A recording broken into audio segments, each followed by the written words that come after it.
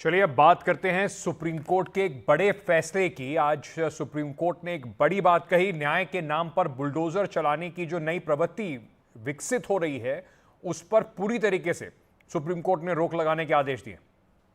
इस मामले पर अगली सुनवाई अक्टूबर को होगी। यह सुनवाई जमीयतुल उलेमा ए हिंद की याचिका पर हो रही थी, जिसमें उसने उत्तर प्रदेश समेत अन्य राज्यों में बुलडोजर की कार्रवाई के खिलाफ याचिका दाखिल की थी। जस्टिस बी आर गवई और जस्टिस के वी विश्वनाथन की बेंच ने निर्देश दिया है कि अदालत की इजाजत के बिना बुलडोजर की कार्रवाई पर रोक लगाई। अवैध रूप से तोड़फोड़ की एक भी घटना संविधान की मूल भावना के खिलाफ है। सुप्रीम कोर्ट ने अगले आदेश तक देश भर में तोड़फोड़ पर रोक लगाई है। यह आदेश सड़कों, गलियों, जलाशयों, रेलवे लाइनों आदि पर अवैध कब्जे पर लागू नहीं होगी। देश में बुलडोजर न्याय के महिमा मंडन और दिखावे की इजाजत नहीं दी जा सकती। बुलडोजर को लेकर दिशा निर्देश बनाए जाएंगे। सख्त बातें सुप्रीम कोर्ट ने कही है। बुलडोजर को एक राजनीतिक हथियार के तौर पर कैसे इस्तेमाल किया जा रहा है, उसका कुछ राज्यों में कैसे महिमा मंडन किया जा रहा है, उसको लेकर सुप्रीम कोर्ट ने अब बहुत सख्त बातें कही हैं कि आप इसको एक पॉलिटिकल टूल के तौर पर इस्तेमाल नहीं कर सकते। हाल ही में जो बुलडोजर एक्शन कहां कहां हुए, जरा जून के महीने के कुछ आपको याददाश्त दिला देता हूं। उत्तर प्रदेश के मुरादाबाद में एक विवाहिता के अपहरण की कोशिश की गई। आरोपी ने अपहरण का विरोध कर रहे परिवार पर गोली चलाई। अपहरण की कोशिश के आरोपी के घर पर बुलडोजर चला दिया गया। बाद में सरकार कहती है कि सब अवैध निर्माण है, मतलब आरोपी होने के बाद ही अवैध निर्माण हो जाता है, उससे पहले इन अवैध निर्माण पर कोई ध्यान नहीं देता है। जून 2024 में उत्तर प्रदेश में बरेली में एक युवक की पीटकर हत्या कर दी गई। हत्या करने वाले होटल मालिक का होटल गिरा दिया गया। अगस्त 2024 में उत्तर प्रदेश अयोध्या में एक किशोरी के साथ गैंगरेप हुआ। गैंगरेप के मुख्य आरोपी की बेकरी पर बुलडोजर चला दिया गया। आरोपी जो है वो आरोपी तब तक है जब तक कोर्ट उसे घोषित नहीं कर देता कि वो दोषी है। ये सवाल बार बार यही उठ रहा था कि इसका एक तो राजनीतिक इस्तेमाल किस तरीके से हो रहा है, और क्या ये सब जो घटनाएं हैं ये कहीं सरकार एक एग्जाम्पल सेट करने के लिए इस्तेमाल कर रही है। लेकिन अगर किसी ने कुछ गलत किया तो उसके परिवार को इसको क्यों भुगतना पड़े, ये एक बड़ी सवाल के तौर पर देखा जा रहा है।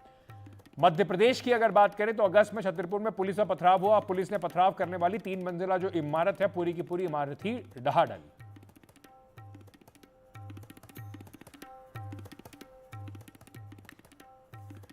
अब जैसे ही यह खबर आई है तो खासतौर से उत्तर प्रदेश में जो विपक्ष है उसने जमकर योगी आदित्यनाथ सरकार पर निशाना साधा है। अखिलेश यादव ने इस पर क्या कहा, आपको सुनवाते हैं।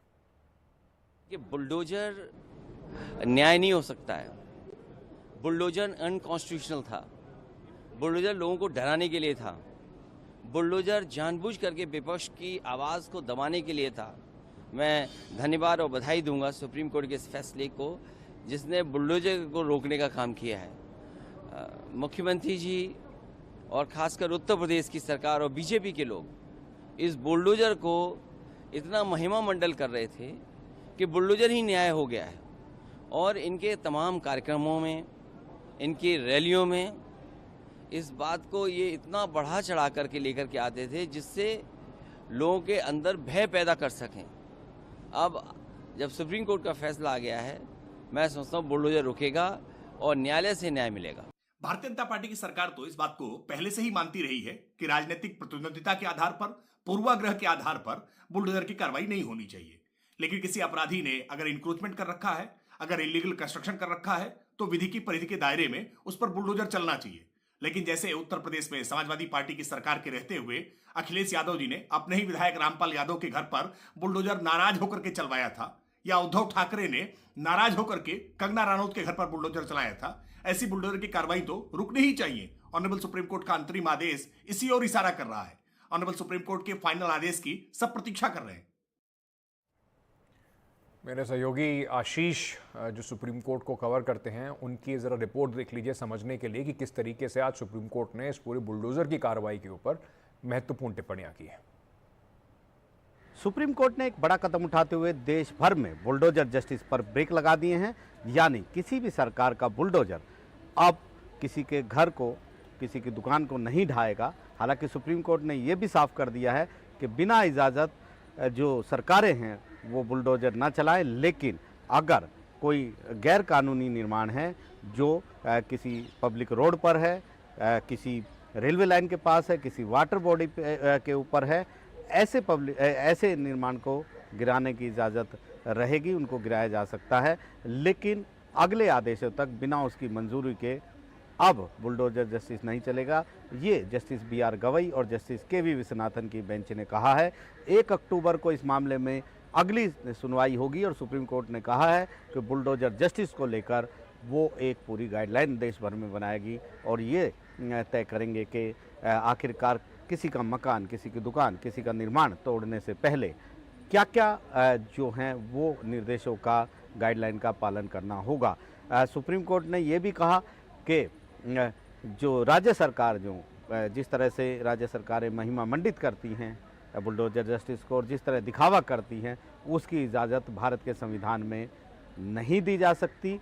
और सुप्रीम कोर्ट ने काफ़ी सख्ती दिखाई है। तुषार मेहता सॉलिसिटर जनरल पेश हुए थे, उन्होंने कहा था इस तरह के आदेश जारी नहीं करने चाहिए। पूरे देश भर में इस तरह के मामले हैं, लेकिन सुप्रीम कोर्ट ने कहा कि आप अपने हाथ बांधे रखिए, अगले आदेशों तक कोई तोड़फोड़ नहीं होगी इस तरीके की। ये भी कहा कि आसमान नहीं गिर पड़ेगा अगर 1 अक्टूबर तक राज्य सरकारें रुक जाएंगी। सुप्रीम कोर्ट ने सॉलिसिटर तुषार मेहता को ये भी कहा है कि हमें इस मामले में आपकी मदद चाहिए और ज़रूरत पड़ी तो इलेक्शन कमीशन की भी मदद लेंगे, लेकिन इस तरह से जो तोड़फोड़ होती है, जो बुलडोजर जस्टिस होता है, उसकी इजाज़त नहीं दी जा सकती है। एक बड़ा आदेश सुप्रीम कोर्ट ने यहाँ पर सुनाया है।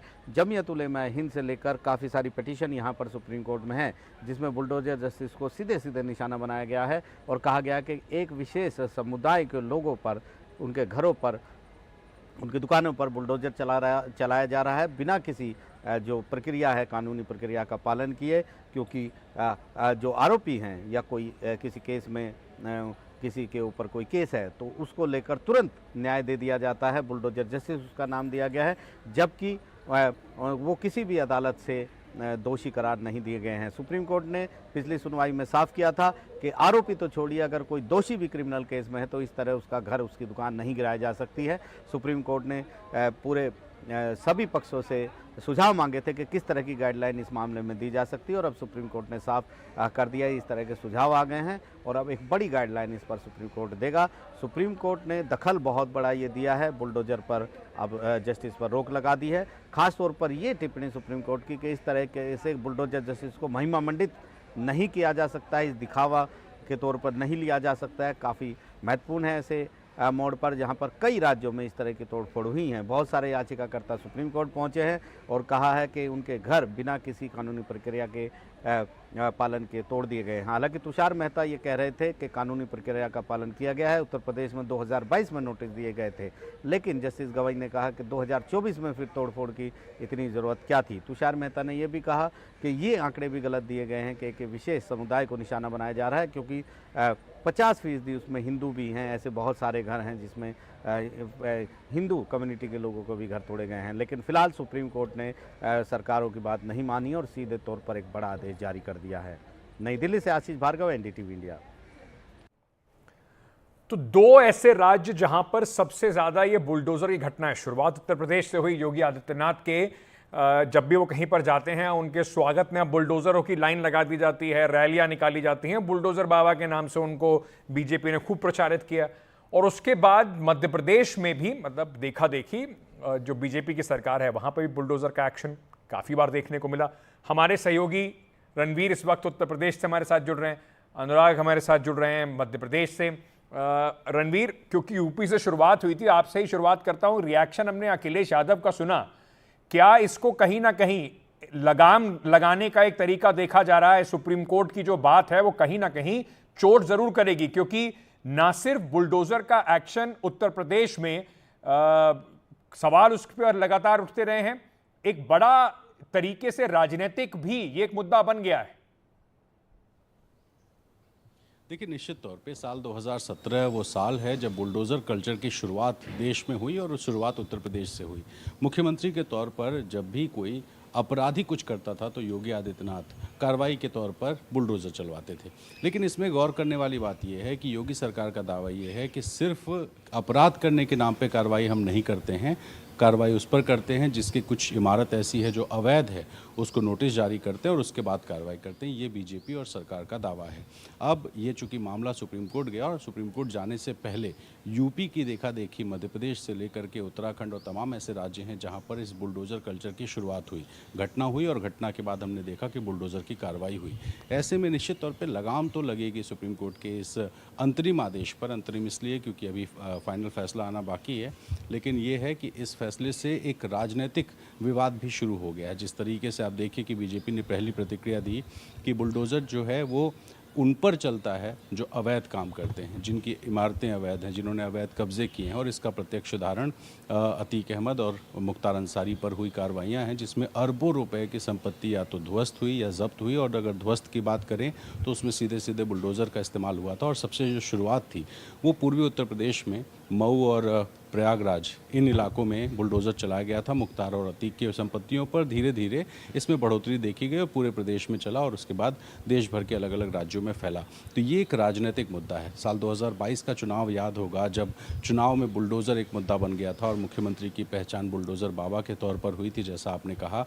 तो ये एक राजनीतिक मुद्दा है और इस राजनीतिक मुद्दे में जाहिर है विपक्ष सरकार को घेरने की कोशिश करेगा, बीजेपी को घेरने की कोशिश करेगा। लेकिन बीजेपी फिलहाल सुप्रीम कोर्ट के फैसले के बाद ये कह रही है कि हम किसी को भी सिर्फ उसके आरोप के आधार पर बुलडोज़र नहीं चलाते हैं। बुलडोज़र उस पर चलता है जिसके खिलाफ कुछ ना कुछ अवैध साबित हो जाता है। और ऐसे में अब ये एक राजनीतिक मुद्दा है और इस पर चर्चा और बहस ज़रूर होगी। जी अनुराग जी, ये जो बुलडोज़र का रास्ता है ये उत्तर प्रदेश से होते होते मध्य प्रदेश भी पहुंचा। शिवराज सिंह चौहान के हमने देखा, उनके जब वो मुख्यमंत्री थे पिछले टर्म में, जाने से बिल्कुल पहले कई बार बुलडोज़र एक्शन के तौर पर मध्य प्रदेश में ये घटनाएं देखी गई।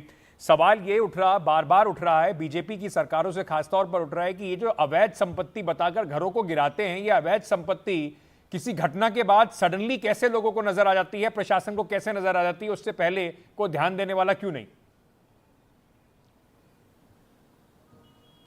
बिल्कुल आप सही कह रहे हैं अंकित, और मुझे लगता है यहाँ शायद कांग्रेस को मेरी ये बात थोड़ी अच्छी न लगे, क्योंकि यकीनन ये उत्तर प्रदेश से ही मध्य प्रदेश में आया था, लेकिन तब सरकार कमलनाथ की थी। और कमलनाथ के वक्त में सबसे पहले इंदौर में एक बुलडोज़र की कार्रवाई हुई।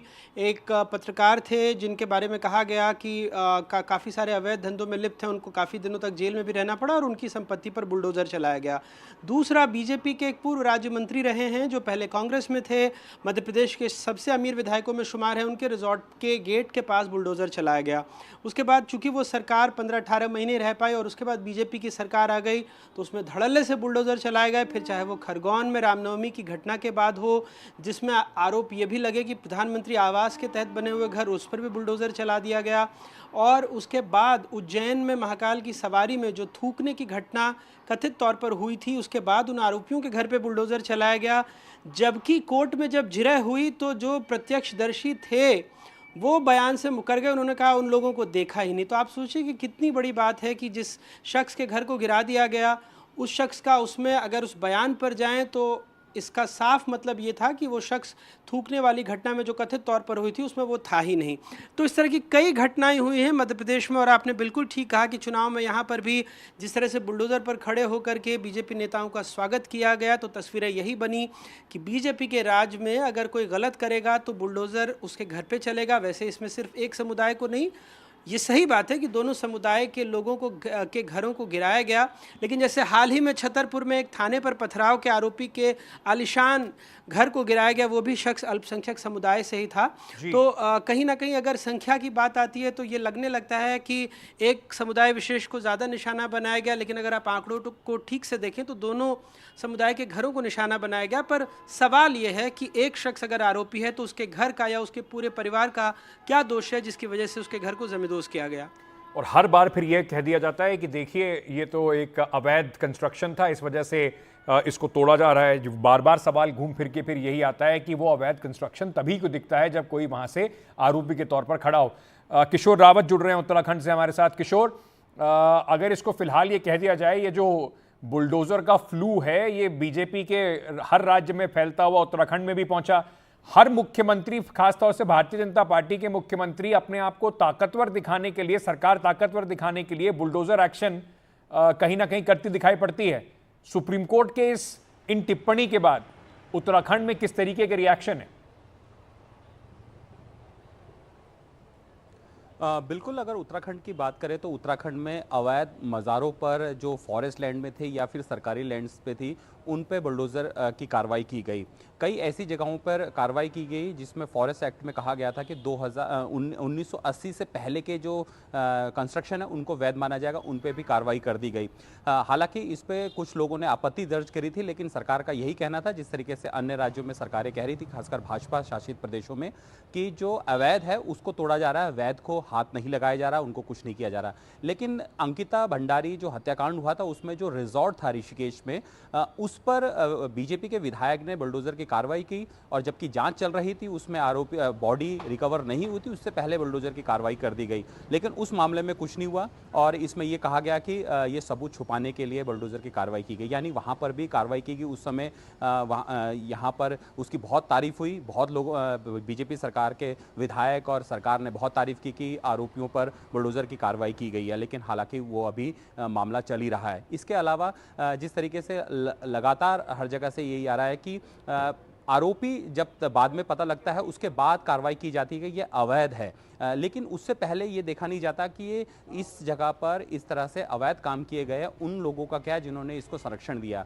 फिलहाल अगर इन पूरी चीज़ों पे जाया जाए कि जो सुप्रीम कोर्ट ने कहा है कि ये ठीक नहीं है, आप इस तरीके से कार्रवाई नहीं कर सकते, तो जाहिर सी बात है उत्तराखंड में भी जगह जगह से प्रतिक्रियाएँ थी। इससे पहले भी जब सुप्रीम कोर्ट ने इस मामले में सुनवाई की थी तो कई लोगों ने कहा था कि इस तरीके से कार्रवाई नहीं होनी चाहिए। अगर एक आरोपी है, अगर उसने कोई जुर्म किया है तो उस पर सजा मिलनी चाहिए, उसके परिवार वालों को नहीं मिलनी चाहिए। कई ऐसे मामले हुए थे, लेकिन अब फिलहाल कई मामलों लोगों ने इस बात को कहा है कि ये ठीक है जो सुप्रीम कोर्ट ने इस मामले में फैसला दिया है। जी, सुशांत भी जुड़ रहे हैं हमारे साथ इस वक्त राजस्थान से। राजस्थान में भी इस तरह की कई घटनाएं देखी गई, आरोप सरकार पे लगे कि चुनिंदा किस्म की कार्रवाई हो रही है, कुछ लोगों को दबाने के लिए कार्रवाई हो रही है। अब ये जो फैसला आया है या कम से कम टिप्पणी जो सुप्रीम कोर्ट की आई है, उसके बाद राजस्थान में बुलडोजर एक्शन पर कुछ लगाम लगने की उम्मीद है, क्या कह रहे हैं लोग?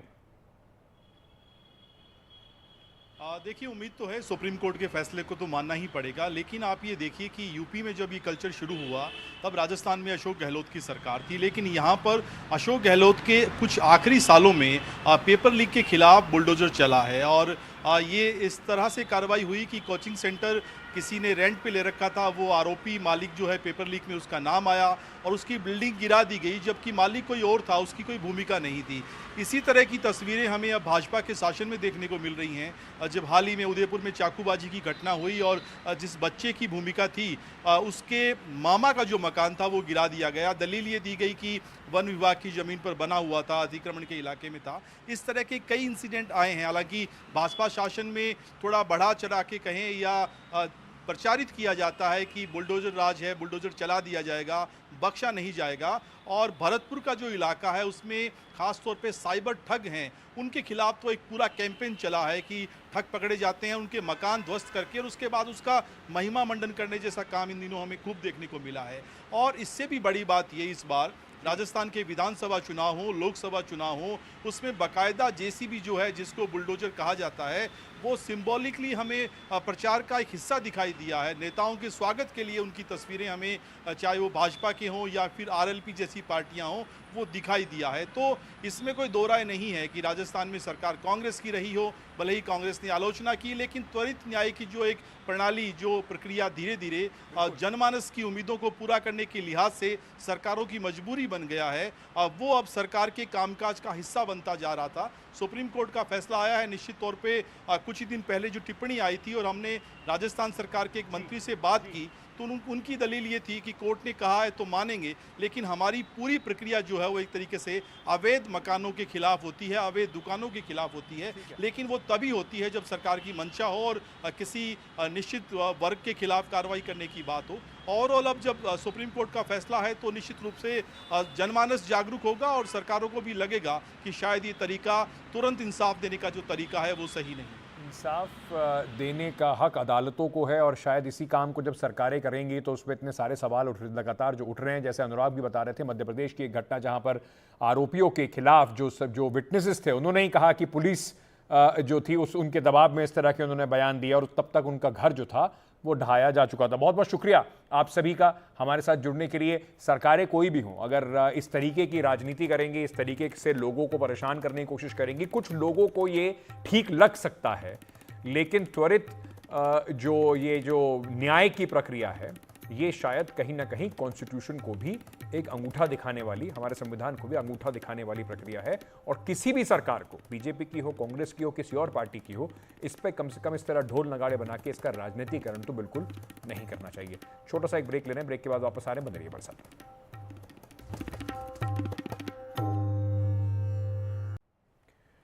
दिल्ली के मुख्यमंत्री अरविंद केजरीवाल अब दिल्ली के, अब मैं अपने घर से निकलकर लेफ्टिनेंट गवर्नर जो हैं दिल्ली के, उनके घर जा रहे हैं, वहां पे इस्तीफा देंगे अरविंद केजरीवाल। एलजी के सेक्रेटेरिएट पहुंच चुके हैं अरविंद केजरीवाल, मंत्रियों के साथ एलजी हाउस पहुंचे हैं अरविंद केजरीवाल। उनके साथ आतिशी भी होंगी जो नई मुख्यमंत्री बनाई जाएंगी, चीफ मिनिस्टर इलेक्ट हैं। अरविंद केजरीवाल इस्तीफा देंगे, साथ ही साथ आतिशी वहां पर विधायकों के समर्थन का चिट्ठी भी देंगी, और उसके बाद तय होगा कि कब नया मुख्यमंत्री जो हैं वो शपथ लेंगे। शरद हमारे सहयोगी इस वक्त हमारे साथ जुड़ रहे हैं। शरद, जैसा अरविंद केजरीवाल ने 2 दिन पहले कहा था, वो सब चीजें अब होती दिखाई पड़ रही हैं। सीएम आज अभी तक कम से कम इस्तीफा देने तक अरविंद केजरीवाल हैं, और साथ में अपने मुख्यमंत्री डेजिग्नेट को भी ले गए। केजरीवाल और जो सीएम है आतिशी, दोनों ही एक साथ गए हैं उपराज्यपाल से मिलने। एक तरफ इस्तीफा दिया जाएगा और ये बताया जाएगा कि पद से इस्तीफा दे रहे हैं, और दूसरी तरफ जो नए सीएम हैं, यानी कि नए मुख्यमंत्री हैं आतिशी, उनके नाम की चिट्ठी दी जाएगी, जो आम आदमी पार्टी विधायक दल ने चुना है उनको विधायक दल का नेता, तो दोनों ही उनको सौंपी जाएगी। और संभव ये है कि उपराज्यपाल कुछ समय मांगे और तब तक के लिए ये कहें कि जो अरविंद केजरीवाल हैं वो कार्यवाहक मुख्यमंत्री रहें, क्योंकि जो गृह मंत्रालय है, केंद्रीय गृह मंत्रालय, उससे मंजूरी लेनी जरूरी होती है, अप्रूवल जरूरी होती है। ये एक तकनीकी पहलू है, तो संभव है कि तब तक के लिए जो है अरविंद केजरीवाल को कार्यवाहक मुख्यमंत्री का पद संभालने के लिए कहा जाए, और आतिशी को जो है एक तरह से डेजिग्नेट कर दिया जाए अगला मुख्यमंत्री। तो कुछ देर की बात है, अभी बाहर आएंगे दोनों, और बहुत संभव है कि मीडिया को संबोधित करें। हालांकि अभी ये बिल्कुल पुख्ता तौर पर तो नहीं कहा जा सकता कि ऐसा होगा ही, क्योंकि मीडिया यहाँ पर बहुत ज़्यादा है, और अगर दोनों बाहर आकर मीडिया से बात करते हैं तो संभालना बहुत मुश्किल हो जाएगा, क्योंकि दिल्ली की राजनीति में पहली बार इस तरह का घटनाक्रम हो रहा है कि मौजूदा सीएम इस तरह से इस्तीफा दे रहा है, लेकिन अपनी ही पार्टी की और अपनी एक डेप्यूटी को वो चीफ मिनिस्टर बना रहे हैं। तो कुछ देर अभी इंतज़ार होगा, उसके बाद जो है आतिशी की पारी ही दिल्ली में शुरू होगी। अंकित, तो आतिशी की पारी दिल्ली में शुरू जल्द ही होगी, लेकिन ये एक, जिसे कह दें, जो बीजेपी भी बात कह रही है कि नाइट वॉचमैन के तौर पर इनको लाया गया है। चुनाव से पहले अरविंद केजरीवाल ने इस्तीफा दिया, और अब जल्दी दिल्ली में चुनाव भी होने हैं शरद, तो उसमें अगर जो आरोप बार बार लग रहा है कि देखिए पपेट सीएम ले आए, उस पर आम आदमी पार्टी क्या कह रही है? इस पर तो आम आदमी पार्टी का कुछ पहले से ही क्लियर है कि वो तो खुद ही कहा है, और ये कोई आरोप नहीं अंकित, ये तो आतिशी ने खुद ही कहा है कि सिर्फ चुनाव तक मैं मुख्यमंत्री हूँ, मुझे कहा गया है, क्योंकि ये पहले घोषित करके किया जा रहा है।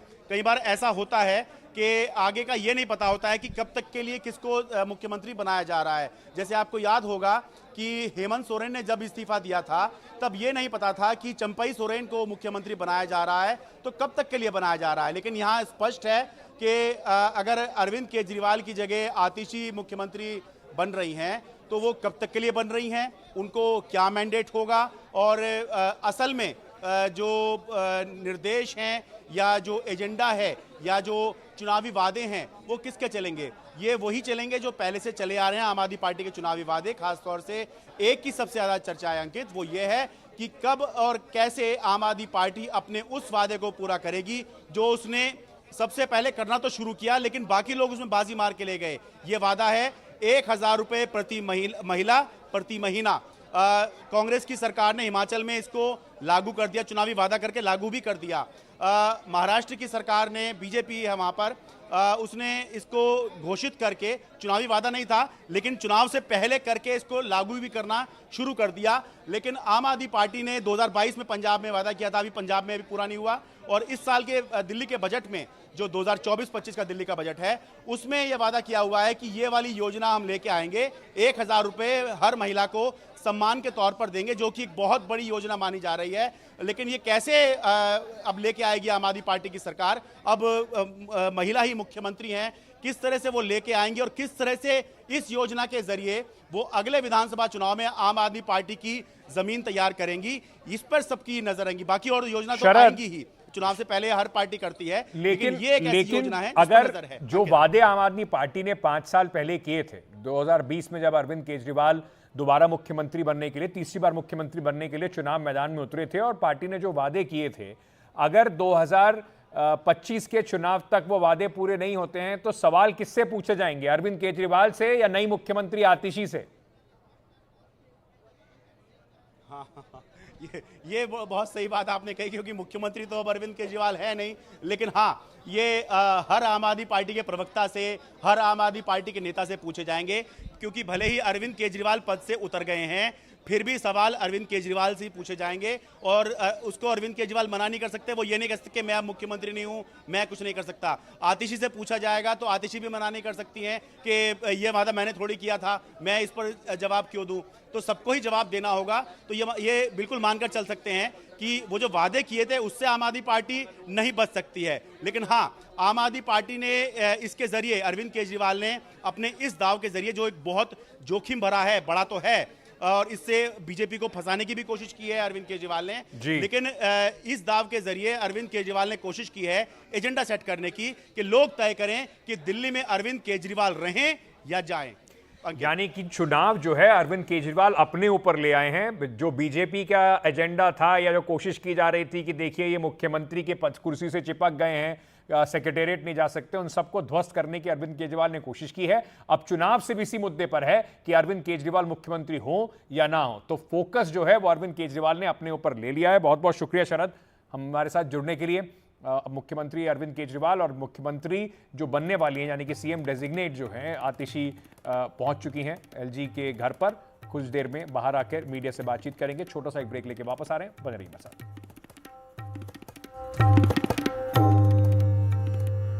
कोलकाता के आरजी कर मेडिकल कॉलेज में ट्रेनी डॉक्टर से बलात्कार और हत्या के मामले में आज सुप्रीम कोर्ट ने फिर सुनवाई की। इस मामले में प्रदर्शनकारी डॉक्टर सीबीआई की जांच को लेकर कई तरह के सवाल खड़े कर रहे थे, लेकिन सुप्रीम कोर्ट ने साफ कहा कि सीबीआई की रिपोर्ट परेशान करने वाली है, सही दिशा में जा रही है सीबीआई की जांच, सीबीआई को जांच के लिए वक्त देना चाहिए। सीबीआई जांच को समयबद्ध करना उचित नहीं होगा, राज्य सरकार को सीबीआई से सहयोग करना होगा। रेप, हत्या, वित्तीय अनियमितताओं पर सीबीआई से स्टेटस रिपोर्ट सुप्रीम कोर्ट ने फिर मांगी है। जूनियर डॉक्टर्स को तुरंत काम पर लौटने को कहा है। जूनियर डॉक्टर्स के खिलाफ कोई दंडात्मक कार्रवाई नहीं होगी। ममता सरकार के महिला डॉक्टर से जुड़े आदेश पर भी सुप्रीम कोर्ट ने सवाल खड़े किए। उन्होंने कहा कि कहना गलत होगा कि मामला डॉक्टर्स 12 घंटे से ज्यादा महिला डॉक्टर्स काम नहीं कर सकते। महिला डॉक्टर रात को काम क्यों नहीं कर सकती, सुप्रीम कोर्ट ने सवाल उठाया। सेना, पायलट सब रात को ड्यूटी करते हैं। महिला डॉक्टर्स ने कोई रियायत नहीं मांगी है। बंगाल के सभी सरकारी अस्पतालों में डॉक्टर्स की सुरक्षा के इंतजाम किए जाएं, ऐसा सुप्रीम कोर्ट ने निर्देश दिया है।